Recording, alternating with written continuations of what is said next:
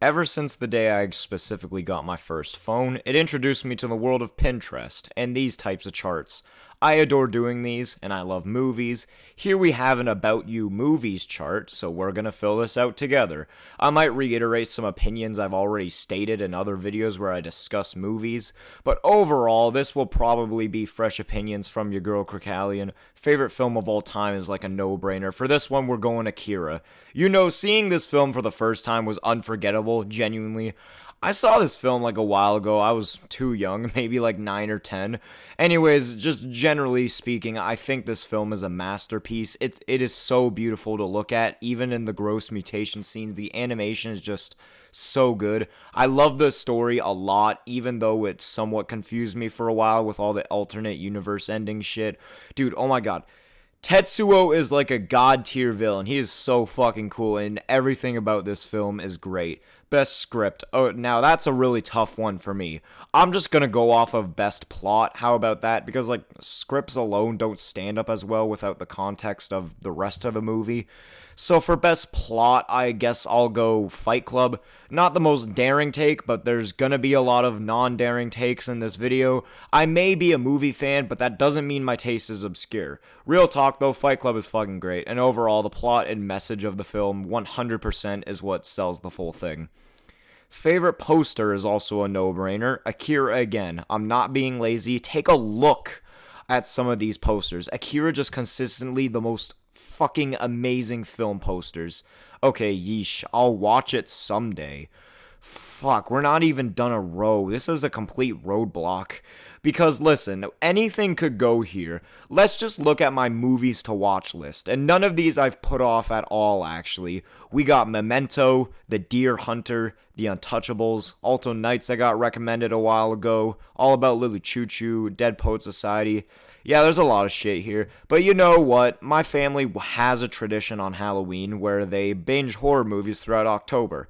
I don't really partake in it because, truthfully, I'm tired of horror movies. But this year I told them about how I wanted to see Perfect Blue, but we never got around to that. Let's put that there. Big personal impact. Ooh. Well, there's a handful of movies I could put there. Man, I gotta go with Taxi Driver. Pretty sure I talked about this in God knows what video, maybe the Men vs. Media Literacy one, but Travis Bickle was truly the first time I genuinely felt connected to a fictional character, and I related to him. You know, I'm not super proud of that, obviously, but it's just the truth. Taxi Driver made me feel seen during a period of my life where literally no one saw me, so it deserves to be there.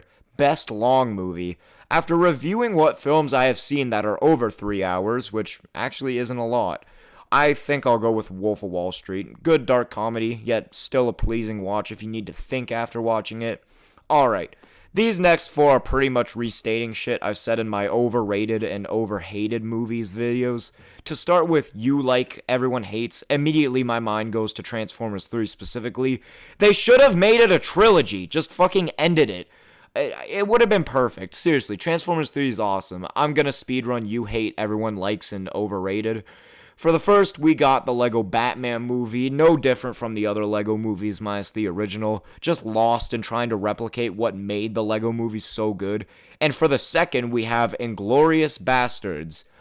Really fucking boring, overhyped movie with a whatever climax. Anyways, let's cut back a sec and go over for my pick for underrated, which is gonna be Rat Race. I swear to God, I commend you if you've seen this movie. I swear no one has for some reason. I'm not big into comedy movies, and I adore this film. Me and my friend watched it as a sleepover, and we were fucking dying the whole time. Yes, we were like 10, but I think it still holds up. It's just one of those movies you watch to feel good.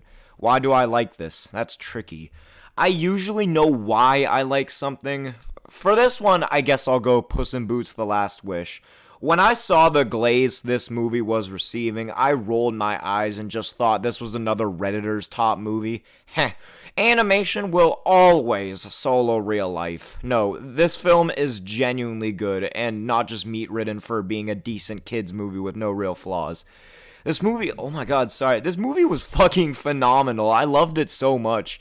Great soundtrack. You know, the soundtrack is something I don't look for in films at all. I just don't care, you know.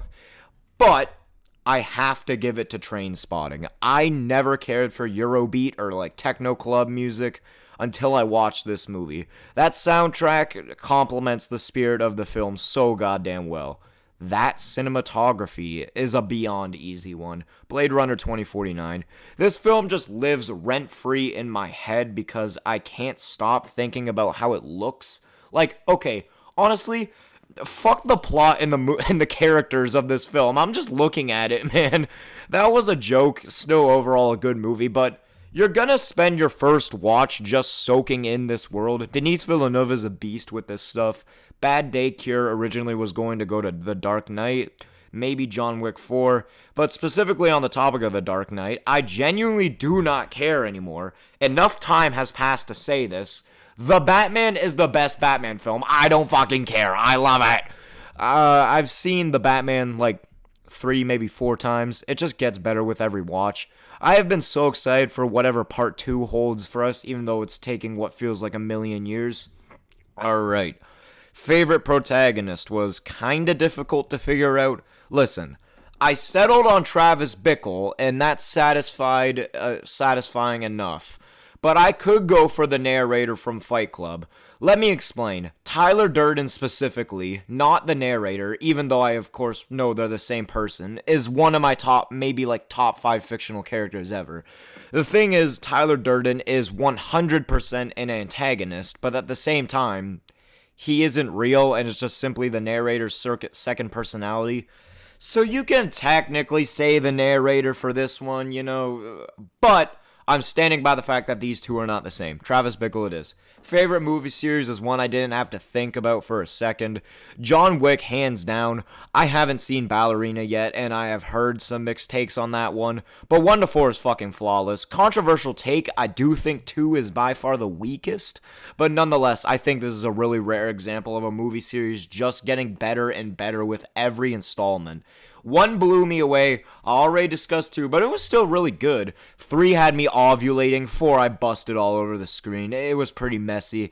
I love John Wick. Biggest letdown has a few contenders, but I'm gonna take this opportunity to fucking trash on Transformers Rise of the Beasts. Bro, fuck this film. Fuck it. This was like the most boring shit I ever watched.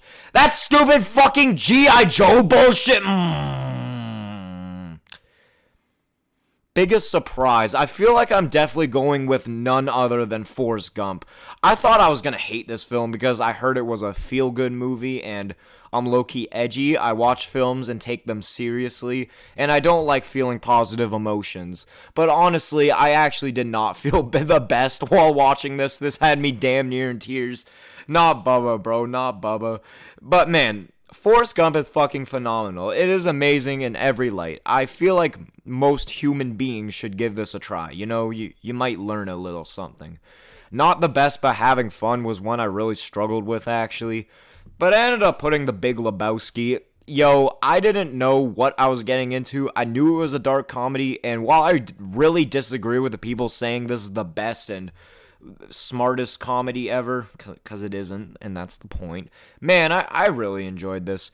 It's a good time. Criminally Overlooked. Alright, I have a film for this one. Usually I don't watch anything really unknown or obscure, but I mean it when I say this next film is one that's like genuinely unknown. And you can watch the whole thing on YouTube. It's this German film called Ostkreuz.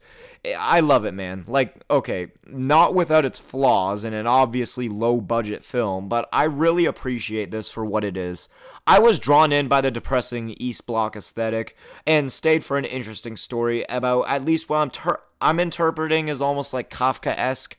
I'm not even using buzzwords. That's just genuinely correct if I got my definition right.